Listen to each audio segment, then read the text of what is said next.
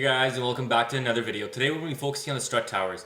What I unfortunately couldn't get is the three-piece that I really wanted from Nissan Japan themselves. They got discontinued, but I did luck out with a local guy who was scrapping out an R33 GTR. So I did a little gamble. I wasn't sure if it was going to match up, but they do. So it's good for you guys to know as well that R33s and R34 strut towers do match up if you guys are going to be going down this route. Some guys themselves have just cut out the area, because on R33 strut towers, there's a little area on each end where it just starts rusting up, and that's because of the layers that Nissan, I don't know why they made it that way. It's just a little area for water to seep and just collect, and even debris and pine needles and whatnot. But anyways, that's what Nissan did. We got to fix it and clean it up. So we used these strut towers from an R33, clean it up. One of the few I've ever seen with minimum to no rust.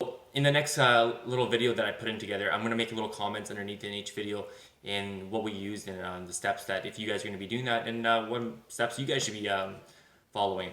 So stay tuned, and if you guys have any questions, leave a comment below. I'll get back to you guys.